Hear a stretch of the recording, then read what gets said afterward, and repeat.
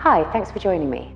So before we get started, if you have time, please can you pause this video and roll out your hip flexors. Release them, maybe even use a tennis ball if you know how to use one. If you don't know what I'm talking about, then you can head over to one of my other videos, Release Me Part 2, and there I'll show you exactly how to release that area. If you don't have time to do that, please don't worry, we'll just crack on and we'll get loads of great work done anyway. Okay, so to begin with, let's turn long ways on the mat. We're going to bring the right foot forward and leave the left knee exactly where it is on the floor. Pad underneath your knee if you need to. And then we're just going to play with the position of the pelvis. We're going to take a breath in as we rock the pelvis forward, sticking the bottom out, and then a breath out as we tuck the tailbone under. And just try that one more time. And then we'll hold it here in this back position, and you can see and feel how the glutes have engaged. We can engage them a little bit more, feel a little bit of a stretch developing on the hip flexor. And then we can start to push the hips gently forward and towards the heel. Ever so gently, just opening up that whole line. And this will become quite clear as to why we're doing this later on in the video. That's great. So we can switch sides now. Left foot forward. Make sure that the pelvis is pointing forward, both hip bones pointing ahead of you. We'll tuck the tail under as you exhale. You can use your pelvic floor here as well. And then as you breathe in, let the muscles relax. One more time, exhale, pelvic floor engages. The glutes engage on the right side. And now we can just gently push the hips forward towards the heel. So the aim of this is not to go too far. The aim of this is to really feel the stretch, which you'll feel more if you're more upright with those glutes engaged. Perfect, so we'll stop there. Okay, so now let's get to the nitty-gritty. We're looking at our magic button today, and to find the point that I'm talking about, take your fingers to your hip bones, slide the fingers together, and they should meet halfway between your belly button and the top of your pubic bone. That's your magic button. Give it a good press now so that you can have a memory of how it feels to press onto there. And now we're going to come onto our backs. You'll see that I've got a chair here. You could use a sofa, a cat. Maybe not a cat, they don't like that, do they? Anyway, so we're going to come close enough to the chair or your surface, or perhaps you could even use the wall here. That would be absolutely fine as well if you've got nothing else available. And we'll have a right angle on the knees and a right angle on the hips. And again, let's just start to play with the position of the pelvis, rocking it forward and back until we find a nice neutral position with even weight on each side. Let's touch our magic buttons. We'll take a breath in, and then as you breathe out, we're going to gently press the spine down into the floor. So we want to try and feel the point just behind our fingers pressing down into the mat. And then you can breathe in and release. Now this time, when we press the button down, I'd like you to try and engage your pelvic floor. Try and draw the sit bones together, draw the tailbone towards the pubic bone, and find those 4 points closing together and almost lifting into your belly. Now, if this is a mystery to you, please head over to a video called Get a Grip, and that will give you a lot more guidance on how to find your pelvic floor. Okay, so this time we're going to exhale, press the button. Feel the tummy muscles engaged, not behind the navel, not behind the belly button, but lower than that, just that little point between the navel and the pubic bone. Hold it here. Take another breath in, a nice slow deep one. Then as you breathe out, engage the button and float one foot off the floor, off the wall or chair, whichever you have. And then we'll bring that foot down. So hopefully you will have felt some activation underneath your finger. Almost a hardening, we'll call it. We'll take another breath. Then as you exhale, float the right foot off the surface, engage those muscles and try and make that point harden a little bit more. Bring the foot down. So now you may have found that you've lost the connection between the spine and the mat. Let's re-establish that connection. Take another breath. And again, exhale, float the left foot off the chair. Hold it just here. Take another breath, bring the hands down by your sides. And as you exhale, see how it feels to lift also the right foot. And we'll hold it just here. Take another breath. And now as you exhale, try and keep the button engaged and bring the left foot back down onto the chair. Take another breath. And as you exhale, slowly bring the right foot back down. Awesome. We'll try that again. A breath in to prepare. We're swapping legs. Exhale, push the button. Feel it with your hand if you need to. Float the right foot off the chair. Hold it here. Another exhale, float the left foot off the chair. Hold it here. Feel the point hardening. Try and keep your magic vertebrae attached to the mat. And then as you exhale, the right foot comes down. And then the left.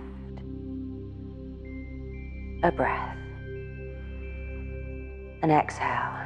Pelvic floor, magic button engage. The left foot floats.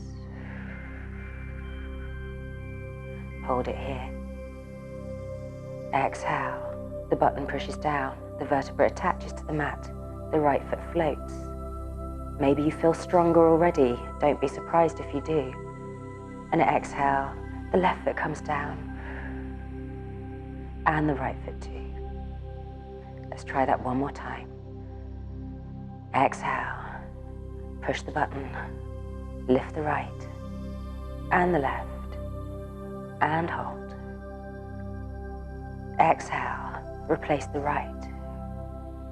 And the left. And release. Lovely. So now let's just tip the pelvis from left to right. Release the lower spine. You might have felt a bit of stickiness there. And bring the knees into the chest. And this will release a little bit higher on the back. And a little rock from side to side. Excellent. So let's bring the feet back onto the chair. And now we're going to float the arms up and over the shoulders. Point the fingers towards the ceiling. And then point the palms towards your thighs. We'll take a breath in to prepare. Now as you exhale, let's begin to float the arms back and behind the shoulders. Feel how the rib cage is trying to lift away from the floor. So I'd like you to gently press the rib cage back into the mat. Feel a little stretch under the shoulders and that work in the upper tummy muscles.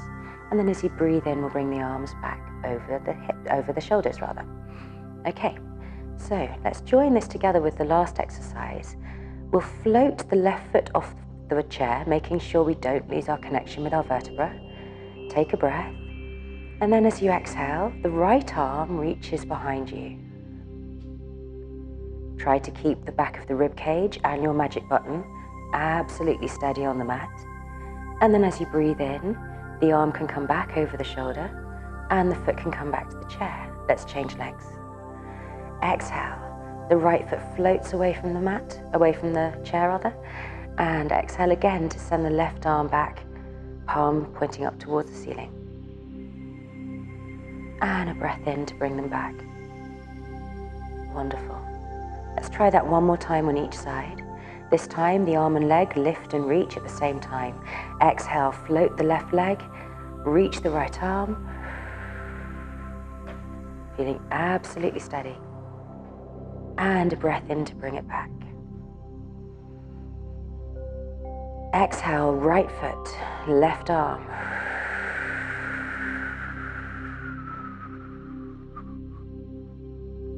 And inhale to come back.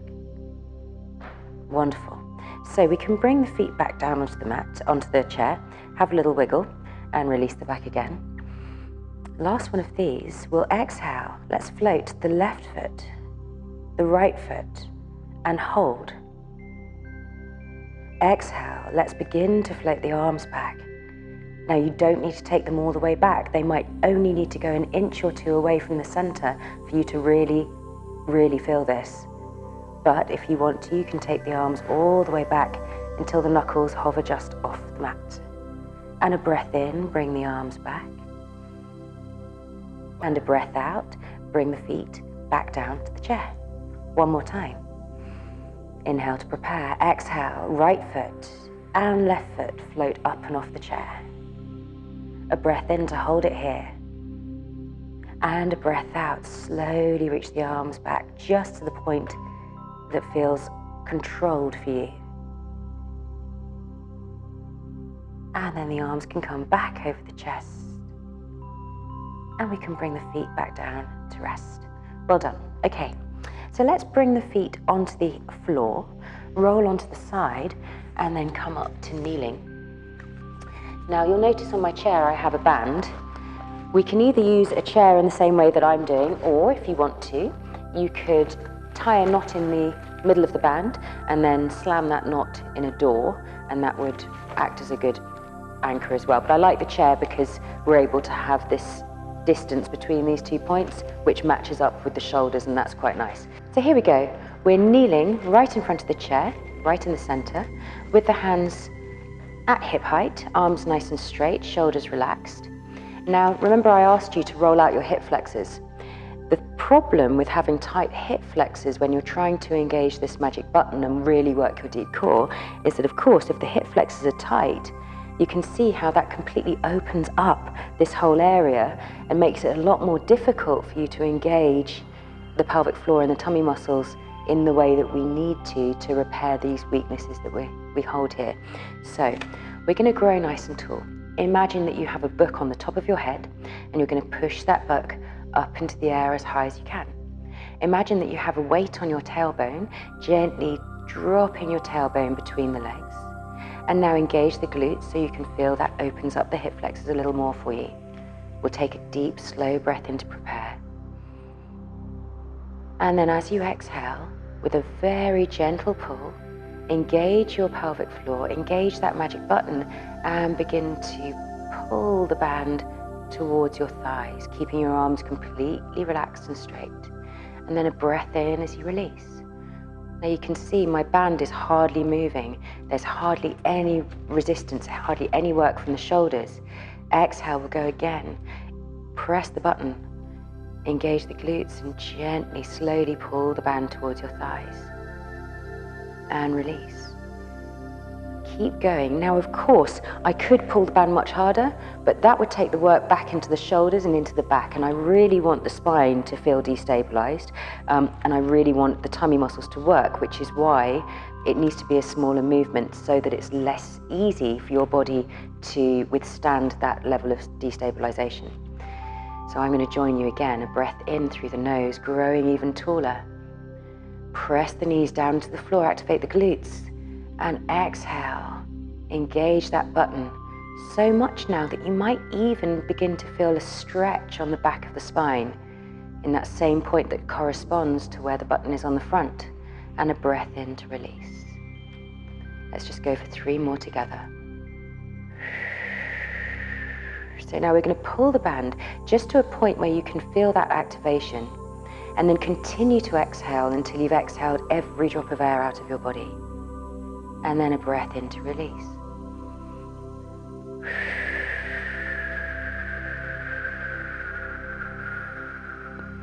Growing taller each time.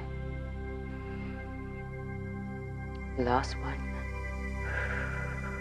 Pull the band, continue that exhale. And we're done.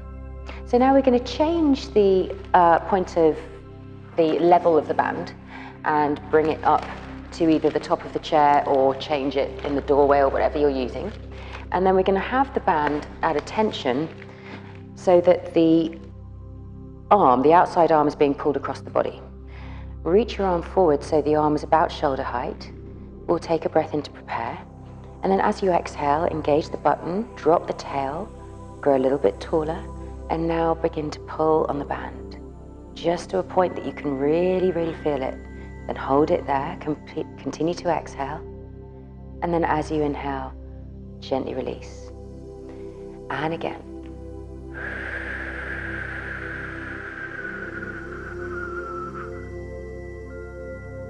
And release. So we really want to feel the muscles, the tummy muscles, activate a moment before we pull on that band. So we know that we've activated and set up the muscles to withstand this force. Another exhale and pull. Now another thing you're going to notice is that your hips might try to twist as you're pulling on the band. So if you try to resist that twist by engaging the glutes, again opening up those hip flexors, and release. Last 2 like this.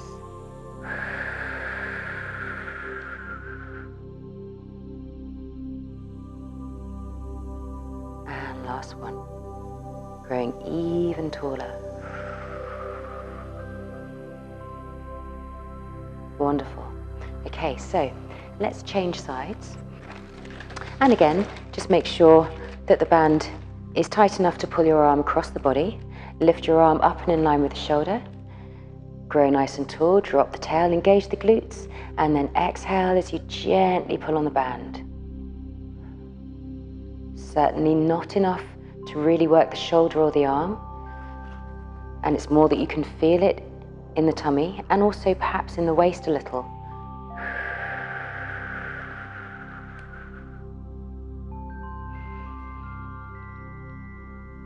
And you can see that the shoulder blade just slightly slides towards the spine, so we're getting some lovely work up here in the upper back as well.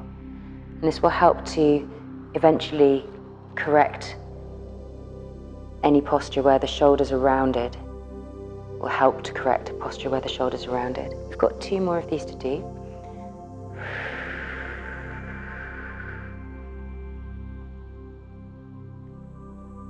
And our final time, make this your deepest exhale.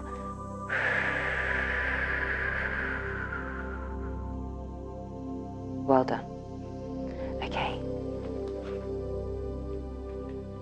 So we're going to take the band now and move it back down to the lower point so that the band is in line with the hips. And then we'll turn away from our anchor. So exactly the same exercise as the first one, just in reverse. We'll grow nice and tall. Feel those spaces growing larger between the vertebrae. Let the tailbone drop between the legs. Take a breath in deeply through the nose. And as you exhale, switch on the button and gently pull the band forward. So again, we're hardly using the arms at all. It's more of a movement of the shoulder.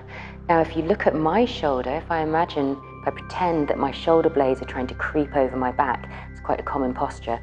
We'll take an exhale, grow tall, engage the tummy, engage the magic button, press the hands forward slightly. See how my shoulder blades just slip down the back. The neck grows longer, the posture improves, and all with just a tiny, tiny movement. And again, find that point that you can feel. Continue to exhale and release. So as we push our book up into the air, we could think about this another way. Imagine that I have a balloon attached to my ponytail now. As I exhale and grow taller, rather than the forehead lifting, the ponytail is going to lift, lengthening the back of the neck and actually lengthening the entire spine. And now we come to our last 2 repetitions.